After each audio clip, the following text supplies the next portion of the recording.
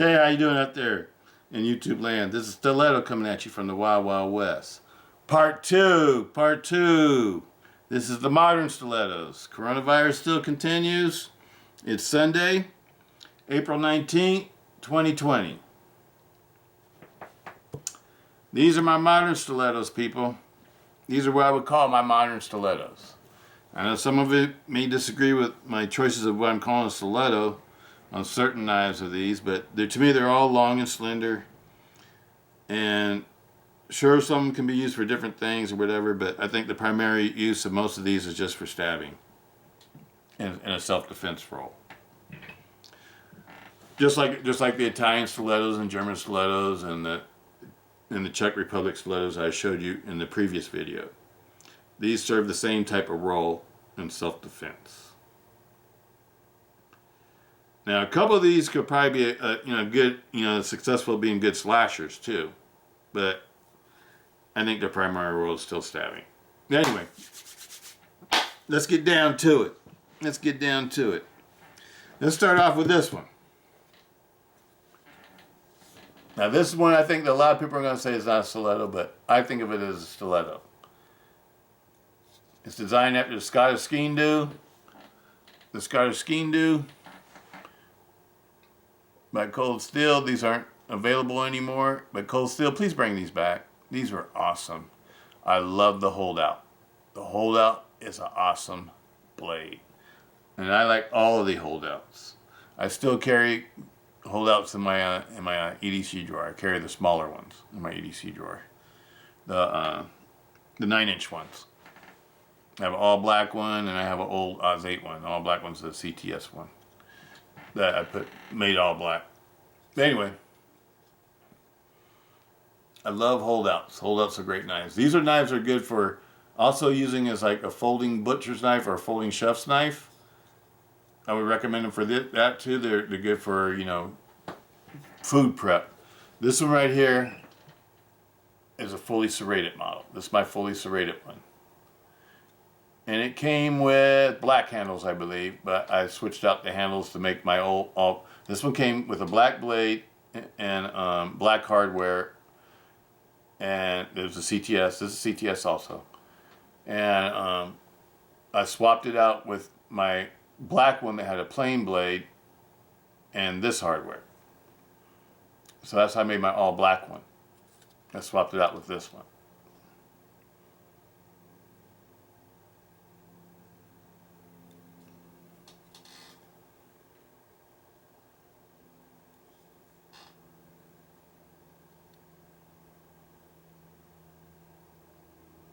I forget how long these are.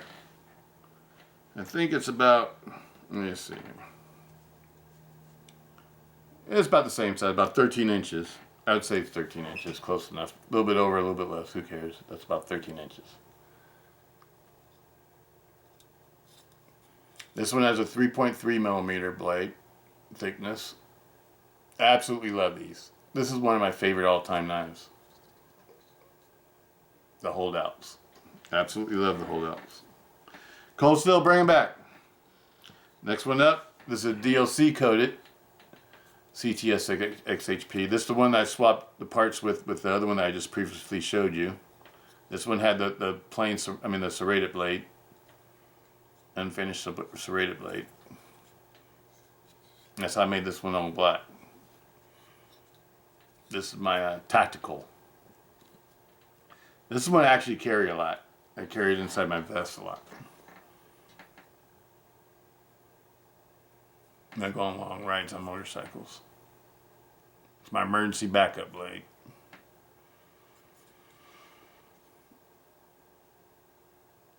DLC coated CTS HP, 13 inches.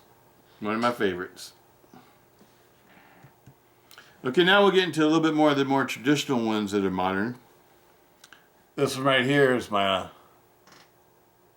Cold Steel Tie-Light 6. This one has, the blade off of this one came off my first one I ever bought. And I polished it out a long time ago. And the handles I got off of eBay came with another knife. I swapped out the blades and handles with it, because the blade was in perfect condition, but the handles messed up. And so I took this handle and I I was going to polish it all the way out, and then I got this far with it, and I sort of liked the way that it looked like this. So I just left it like this and polished it out like this. I left it like this, give it more of like a worn look. I like it.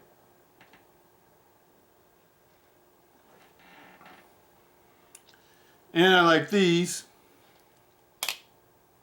because these are super fast. Faster than any switchblade I have. I don't have any switchblade that comes out, opens up that fast. That's why, you know, I don't really, you know, I know everybody likes the push buttons. You know, push the button on a switchblade is fun and all that kind of stuff. It's nostalgic and all that kind of stuff. But the modern knives, the way that modern knives are used, made, you know, with liner locks or with all these different modern locking mechanisms that are easily opened with one hand, I don't want an old switchblade no more. I'd rather have a manual folder. I don't know.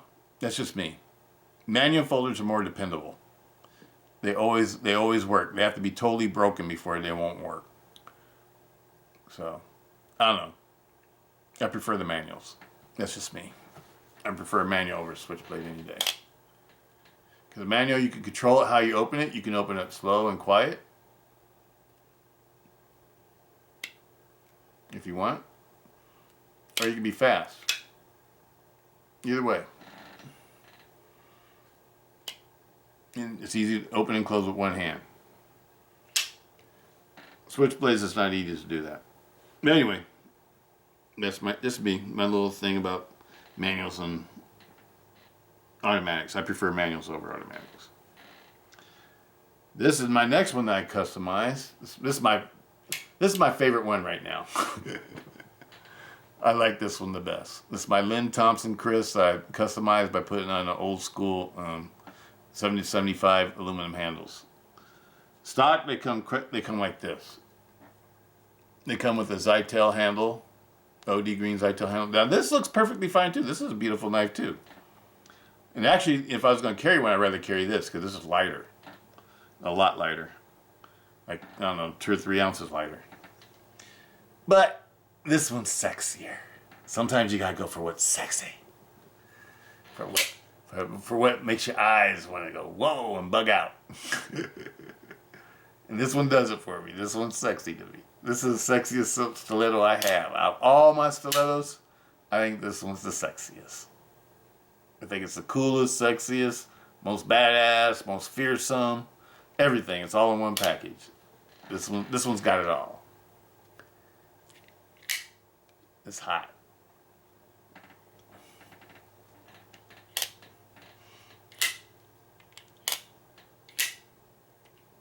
And after you use these a lot, they get broken in.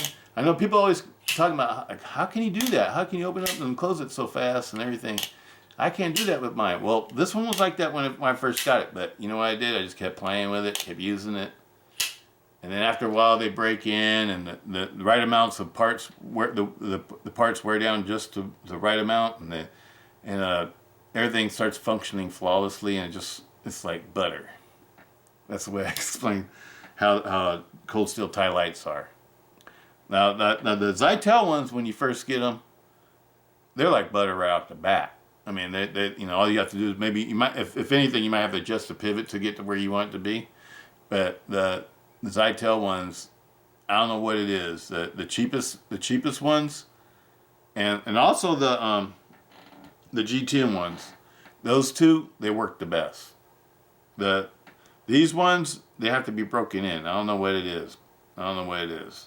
Maybe it's my hand has to get the muscle memory to the weight of the knife or something. I don't know what it is. Something about the aluminum handled ones, it has to be broken in, or you just have to get used to it. I don't know if I'm breaking it in or getting used to it. I don't know what I'm doing, but it took a minute for me to be able to manipulate and handle this one and get to the point where it just functions flawlessly. And I don't know. When I first got it, the spring on this one was so tight. That's the reason why I chose it to use this one, because the other ones worked a little bit easier. And so, you know, this one was like extremely hard to unlock or whatever. And I didn't sand anything. I didn't adjust anything. I just took it apart and put it back together, and it was still hard to use, and I just kept playing with it. Because I liked it so much, I just played with it a lot. And then it just started, I think it wore down to the point where, I don't know, the lock bar faces or something, you know, the torsion spring faces wore down to the point where they just met properly or whatever. Because now, I don't know if you can see that. Now it's easy for me to use. I can feel it rubbing against the blade tang, but it's not like it was before. So if you got one of these, that's all I can tell you about this one. Now this one, on the other hand, this one was made out of used parts. Now, the lock bar on this one came from the original knife that had this blade. So this lock bar and the interface between this blade is probably almost 20 years old. So this one was extremely well broken in. And it still doesn't have any up and down, no up and down. It has a little bit of side to side, but no up and down. Centers out perfectly.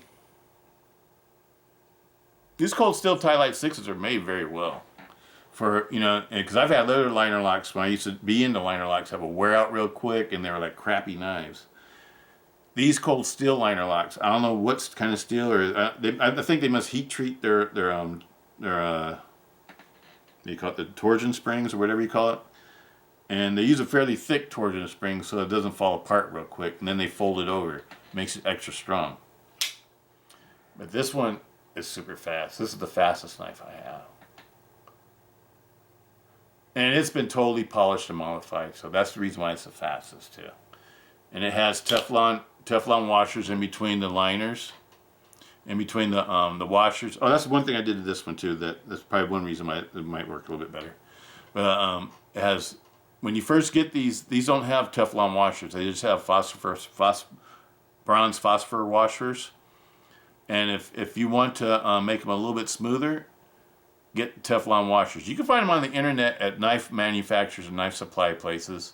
What you do is you have to take it apart and you have to measure the size of the washer that's already in here, and look at the thickness and stuff like that, and then figure out what.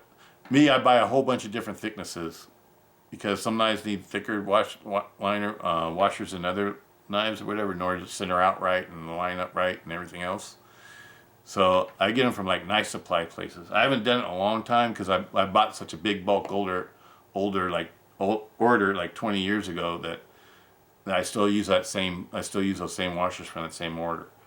But I put washers in this one. I put washers in this one. And I can't remember if this one came with washers or not. I think this one's a little bit different. This is a G10 one. But all the ones with the stainless steel liners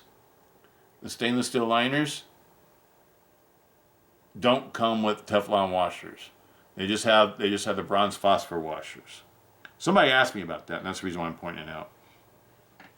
But if you want them to operate super smooth like that, get some Teflon washers and add them to it. And you want to use real thin Teflon washers. You don't want thick Teflon washers. You want them to be real thin because you don't want to create a bigger gap or space in between the blade and the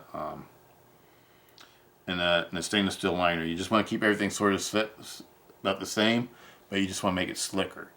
And you put the Teflon washer in between the blade tang and the phosphorus bronze washer, and the phosphorus bronze washer rides against the stainless steel liner. You got that? The Teflon washer goes in between the phosphor bronze washer and the blade tang. And the phosphor bronze washer goes in between the Teflon washer and the liner, stainless steel liner. That's the best way I can explain it to you. And if you're gonna get the washers like I'm telling you to do, that if you want to make it super fast, if you want to make your Tie-Lite super fast, or any knife, I might even do it to this one because this one just has phosphor bronze washers. I think it doesn't have Teflon washers. But if you do that, make sure you're getting washers that are the same size. You want them bigger. You don't want them too small. You want them to be like the same size. It takes some measuring, and you have to take it apart and take it some measuring and stuff, and then you have to find a place that sells them to you, and then you have to order them. That's what you have to do to get it to be like operating like this. People ask me how these move and operate so fast. That's what I do. That's my secret. Okay, kiddo, you can't. You just want to get in every video. You just want to get in every video, don't you? Okay, sweetie. You can't get in the video. Grandpa's doing something. All right. Okay, the next one up is my favorite. My favorite. My favorite. Number 154. This is my favorite stiletto for this year. 2020 is the year of 154. The Len Thompson Chris Stiletto. Filipino Chris style stiletto.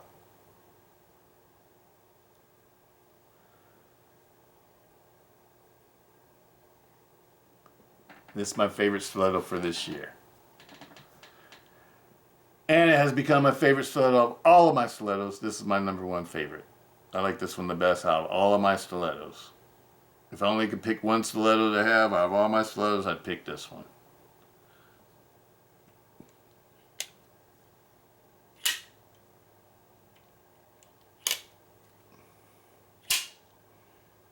Love it. Okay, next one. That's my favorite. Now this is, I put this one in here because this is standard. This is a standard tie light. You can get these for like $50 or something like that. You know, for any between like $40 to $60. It's a pretty common price for these. Depends on where you buy them. If you buy them off of eBay, beware. There's a lot of counterfeiters on eBay. Sell counterfeiter things. I would get something from a seller that's like that has a long reputation of selling real cold steel stuff, and they're a real registered cold steel dealer and stuff like that. Make sure that you're buying something from a cold steel dealer that's approved by Cold Steel to sell their products. This is another 13-inch stiletto. This one's Oz 8. Oh, this one right here is 440C. This was an Oz 8 one right here. The polished one's Oz 8. The next one, the crisp, was a 440C. This one's Oz 8.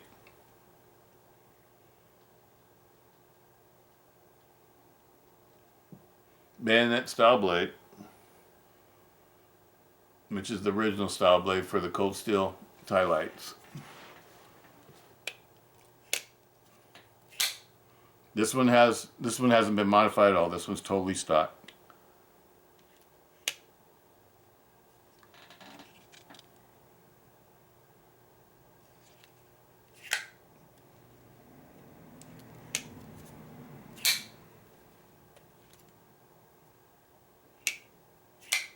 They're still fast. I can feel it's a little bit slower though. Than the same pot. But they're still fast, even stock.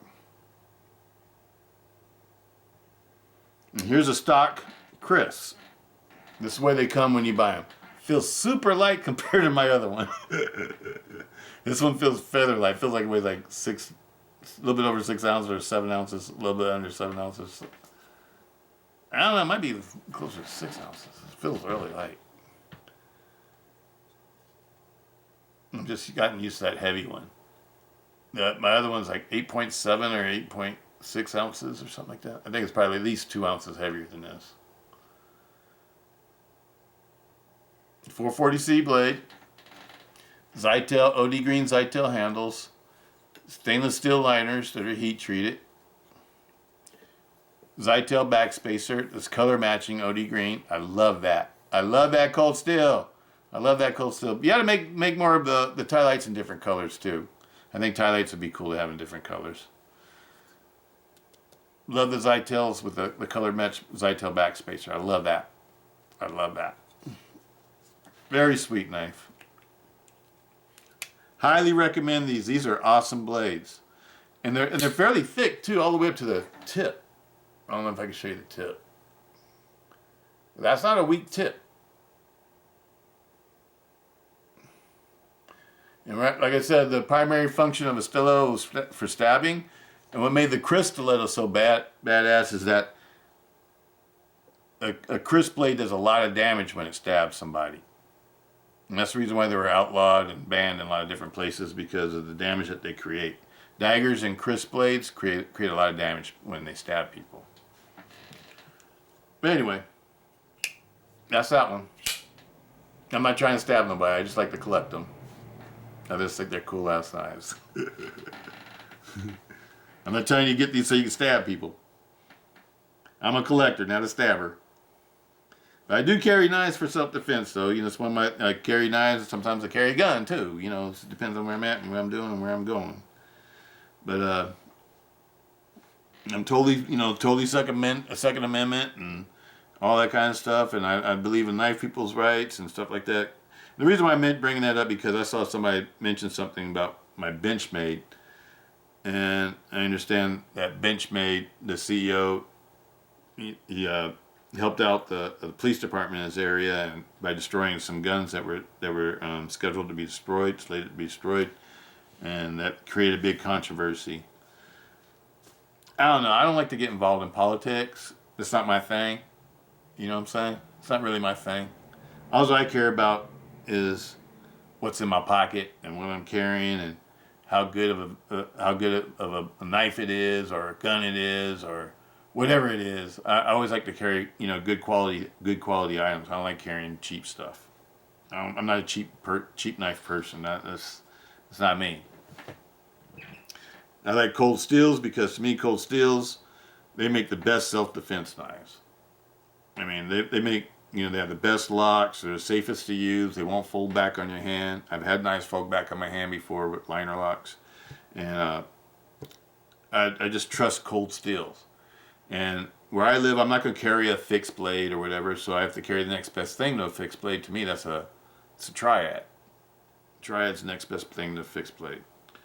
But anyway, when it comes to Benchmades, I love Benchmades. I have a ton of Benchmade Balisons. I don't know, maybe about 20 of them or something like that.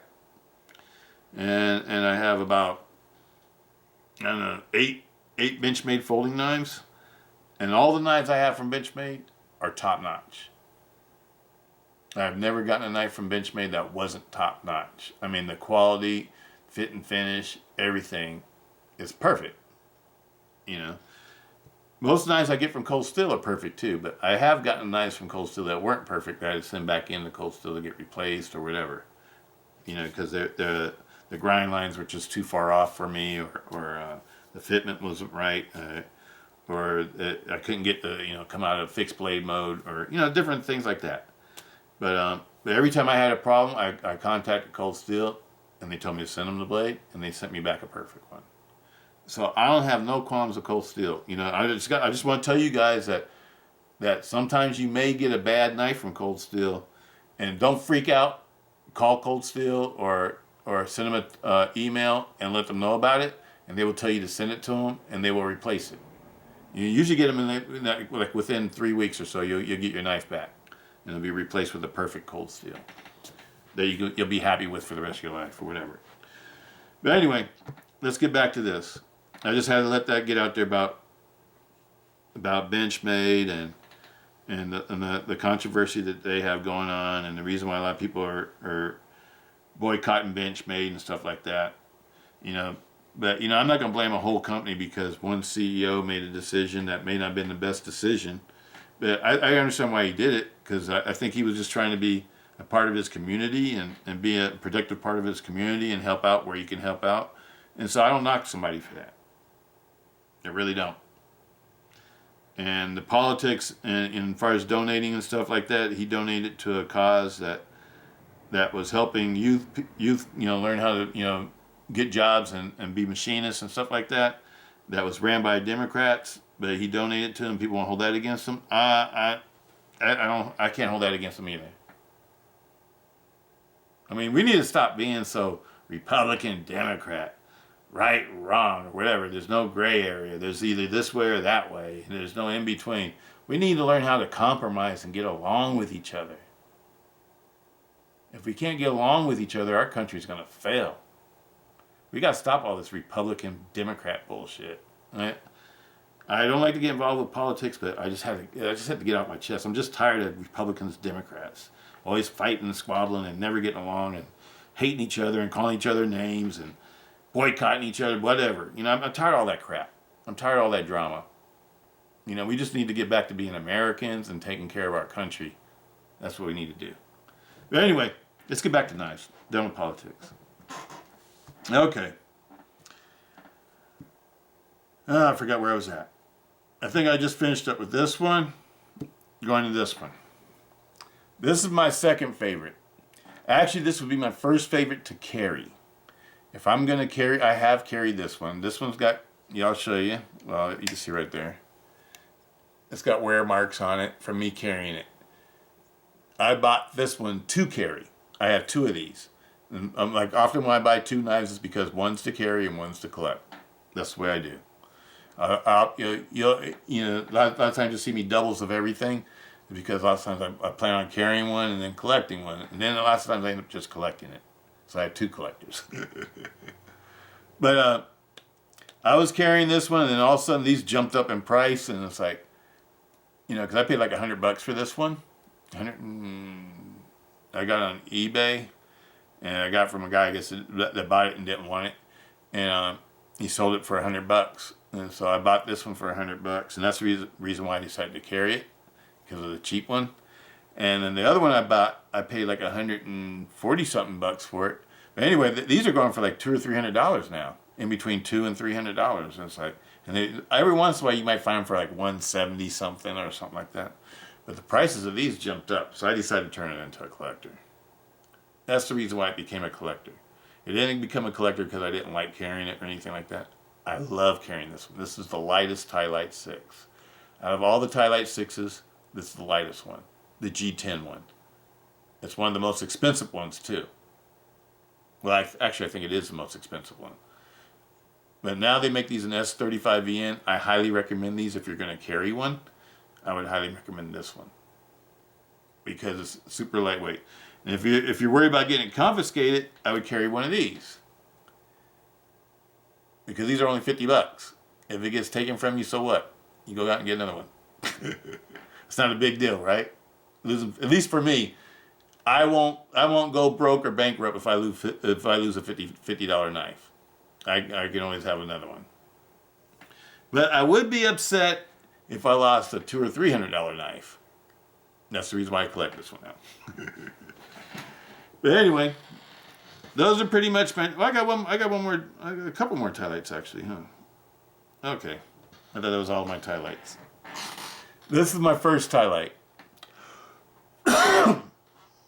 My first Tie-Lite. Oh, let me show you one more thing about this one. It only has one stainless steel liner, and that's for the torsion bar. The rest of the knife handle is G10. That's the reason why it's so light. It doesn't have any stainless steel in it except for the lock bar. The lock bar is the only, or the torsion bar, lock bar, whatever you want to call it, is the only piece in the handle that's stainless steel. The rest of it's all G10 except for the hardware. That's why this one's so light. So pretty much all G10 knife for as the handle is concerned. Awesome. G10 to me makes awesome handled material. You don't need liners and everything. If you got thick G10 scales, these are what I would call thick G10 scales. So this knife is extremely rigid, extremely strong. Okay, next one. Well, I'm going to swap these around here a little bit because I want to do this one next. Okay, this is another 13-incher. This will be the last 13-incher. This one's got the 775 handles, just like these two over here. But this one's a stock form. And this is S35VN. I picked this one out. I have all three of these, the different blade steels. I picked this one out because it's the only one on the table that's S35VN. That's a Tie-Lite 6.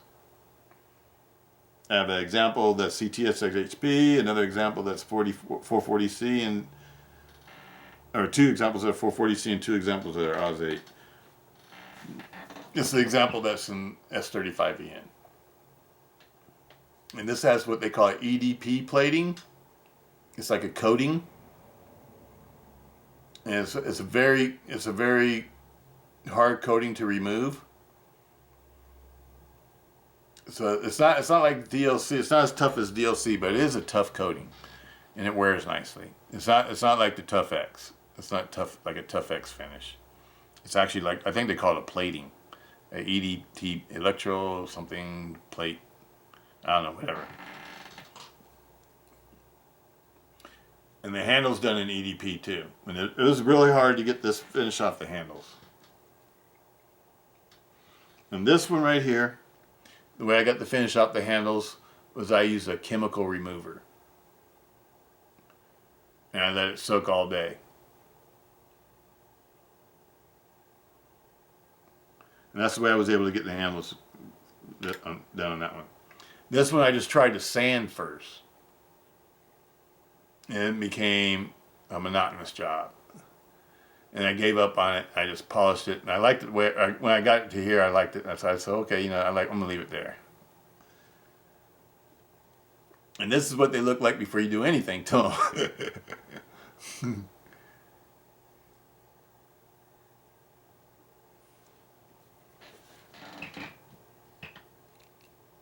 Any way that you want to do them, they're all nice. This is nice too. This one right here is the most stealth because this won't reflect. Once you polish things and stuff like that, they have a lot of reflection to them, so I don't know if they're good as a tactical knife anymore. It becomes more like a fancy showpiece. Okay. 13 inches. 70-75 aluminum handles. These are milled handles. The liners, the stainless steel liners are EDT plated also. You got Zytel backspacer.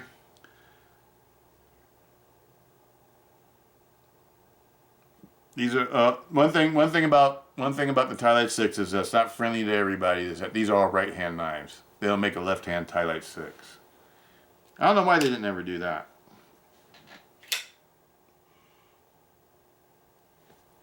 Tylite 6. Next one up is the very first Tylite that I ever bought. The very first. 2001 was when I bought this one. I remember when I bought this one. And I bought two of them. One of them I sold. I didn't sell, but I traded it for some motorcycle parts to one of my buddy's mouse that used to be in the club that I used to ride with, and he's passed away now. He died in a motorcycle accident.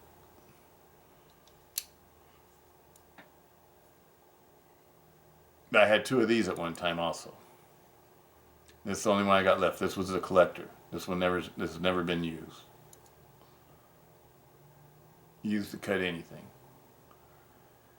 These have titanium handles. Titanium handles. And they were made in Japan. I believe Seiki, Japan.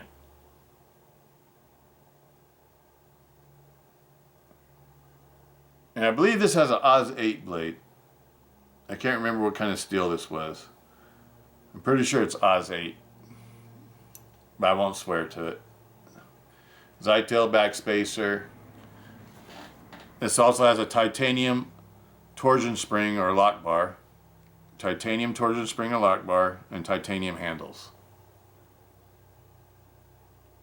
And that's why these were called the Tylites, because they had titanium handles at first. This is when titanium wasn't expensive yet. After it became expensive, they switched over to the aluminum handles, the 70-75 aluminum. Like this. And they also made these in a small knife too. A 9-inch knife like this one. When they first came out, they didn't have a Tylite 6, they just had the 9-inch. This was the only size that they had at first. Alright. That's that one.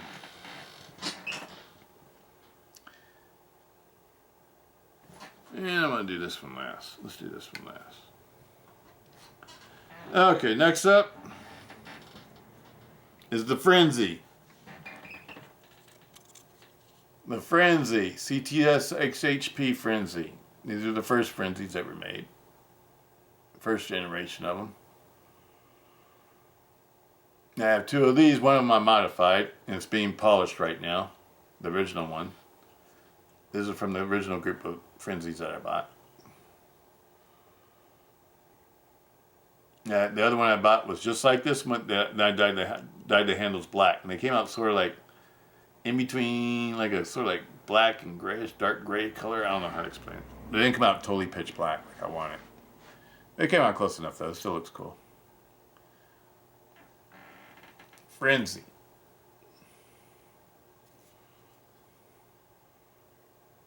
Now we'll call this the Stiletto too. It's a long, slender, stabby type knife blade in handle. Easy to conceal. Fits flat in your pocket. Doesn't need too much of an imprint. Lightweight. That's what Stiletto's supposed to be. Self-defense knife. This one, you know, the blade can be used for cutting a lot of different things too, though. Because these are actually really sharp. That's the Frenzy. These have a aluminum 6061 aluminum backspacer. 6061 aluminum backspacer, stainless steel lock bar, triad lock, ambidextrous thumb stud. The blade, I don't know what you call it, a hot bell Warncliffe or whatever. It's a very cool looking blade. It's designed after a Japanese blade, a Kubotori, or I can't remember exactly how to say the name.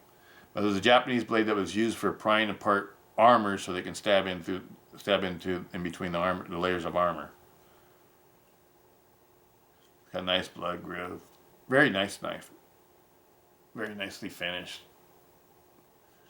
And these have to be broken into. These are can be a little bit stiff when you first get them also.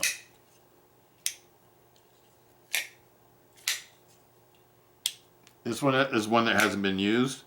It's just been collected. It's part of my collection. It's never been carried. Next one up is the same thing, only this one is an S35VN. This is the new generation.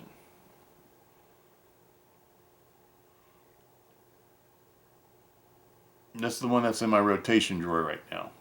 I have two of these, two green ones like this, S35VN. Both of them are S35VN. My two gray ones are CTS XHP. This one's in my rotation drawer right now. This one does get carried and used.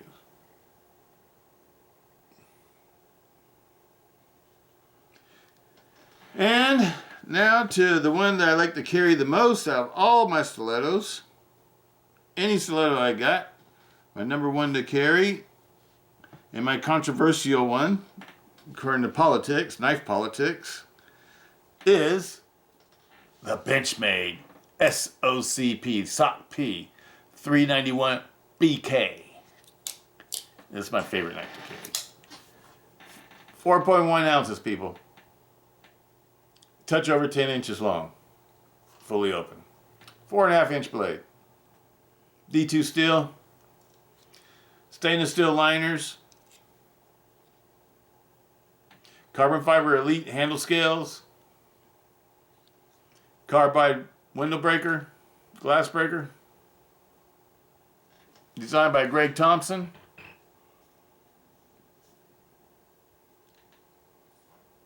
Access lock.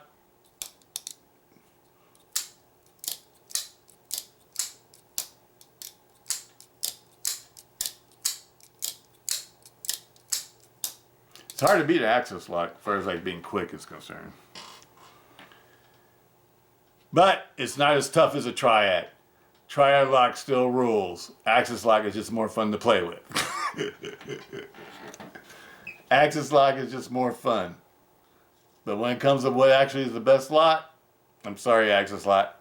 I have to go with the triad. I love Benchmade access locks. I love them. And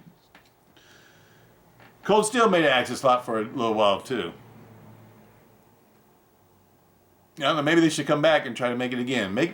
Cold Steel make a stiletto with access lock. Maybe that's what you should do. Access lock is better than a liner lock. One of these with an access lock? Wow. Would that be awesome? Would you like that, people? Would you want one of these with an access lock? Wow. How about one of these with an access lock? Wow. What do you think? I don't know. I think this would be badass with an Axis lock. Wow. Bring back the Ultra Lock.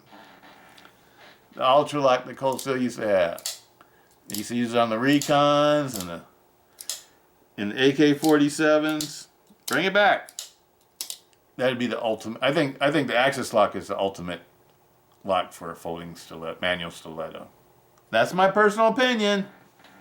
I'm just giving you out and putting it out there. That's my personal opinion. I like this lock type the best for a stiletto type. I like to see this on all stilettos, folding stilettos. I mean, because what people like about stilettos, they want something that's close to being like a switchblade, right? I'm putting it out there. What lock type is still strong and is faster than a switchblade? I'm not gonna mention any names.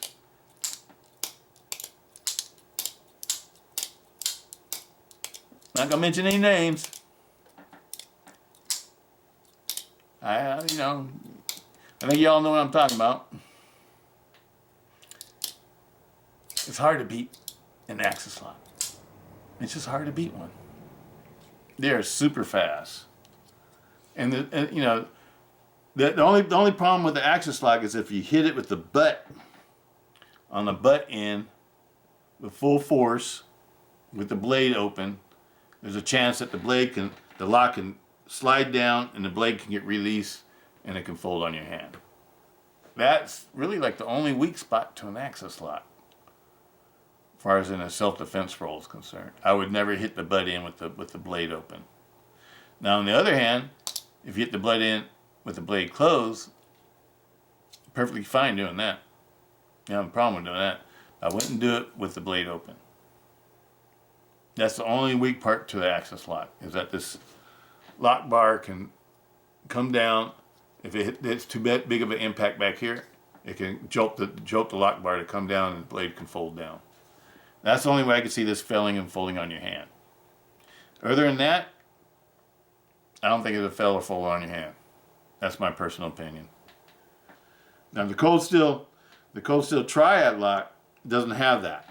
Doesn't have that issue. You can bang this all day long with the blade open and ain't nothing gonna happen, because there's nothing to jar or jolt or to come loose or whatever. The Cold Steel lock to me is impervious to, hitting this way, hitting that way, everything. Now the only thing I haven't seen them do is a test from side, from the sides, pulling weight from laterally from the sides, like let's say this way. I know that probably the blades wouldn't be able to handle that much weight because they probably snap. But I'd just be curious to find out how strong it would be in a prying type position too, without messing up the tip or anything. I understand that blades could only handle so much, because that would have a lot to do with the thickness of the blade and stuff like that. But that's the only thing I haven't seen Cold Steel do. I've seen them test their blades every other kind of way. And the Triad lock outperforms every lock. So, I don't know. Triad locks are my favorite. If I'm going to have a knife, if I know if I'm going into a combat situation, and if I know I'm going into a situation where I need a blade that I can conceal in a combat situation, and I would probably pick like a Cold Steel Triad. That'd be, because that'd be the one I'd have the most faith in. It wouldn't be one of these. I'm sorry. I love my tie lights and stuff like that. But I'd rather have one of these if I'm going to combat. One of these or the Frenzy. The Frenzy or the Holdouts. They'd be my choice for if I'm actually going into combat. These four. These right here are awesome blades. But I wouldn't want them. They're not my first choice if I'm going into combat. These blades are have a good lock strength too. Their lock strength is up to like 130 to 50 to 60 pounds, and their lock strength is very decent too. But I'd rather go with the Triad lock. This one right here, it wouldn't be my first choice for a combat blade, but it is my first choice for EDC blade, because this one's lightweight, easy to carry. And then when you get bored somewhere, it's fun to play with. It's fun to play with. It's a great knife. and it's super light. And don't let the Benchmade politics keep you from getting this one. This is a great knife. This is a great knife. And I'm sure, you know, just because the CEO may have some issues or something, or may have made some bad decisions or whatever, don't hold that against the Benchmade company, because the Benchmade company employs a lot of people. And a lot of people, and they're all Americans, and they're working hard, and they deserve to have their company survive. And so, I don't know, forget the petty politics or whatever. We got enough people fighting for gun rights and everything else like that. Everybody doesn't have to fight for gun rights. We need to get off of this thing where everybody has to think like us or we don't like them. You know, this, I don't know, this anti-American, if you ask me. Because we're supposed to be a country that's supposed to be about all different kinds of point of views, all different kinds of religions, all different kinds of ethnic groups. It's not supposed to be about one group and one pattern of thought. That's not what we're all about. We're supposed to be about being able to compromise and get along with each other and respecting each other's points of views. But anyway, I'm an older person. I come from a different time when people were able to get along and work together, and politicians were able to solve problems together, and there wasn't so much hate and animosity between the groups and stuff like that. But anyway, enough of that. Great knife. And all of you that are boycotting Benchmade because you don't like the CEO's politics, you're missing out. This is a great one. This is a great one. Out of all of my folders, this is the one I like to carry the most. It's not the one that I think is the most durable. It's not the one that I think is the most strong or stringent. It's just an easy to carry knife. And it serves all my purposes. The reason why I carry a knife. It serves all my purposes. Perfect knife. Perfect size for me. I love this 10-inch size. I love the 4.5-inch blade. It's perfect for me. I love the lightweight. I love the CF material. It's super strong, super stiff. It doesn't have to be super big and super thick and super heavy. It's a material that they can use now to make knives super light. I like that. I like that. And it's super strong. It's not flexy like Grivex or whatever. When they use just like a Grivex on their bug out or whatever, that flexy knife. It's not like that.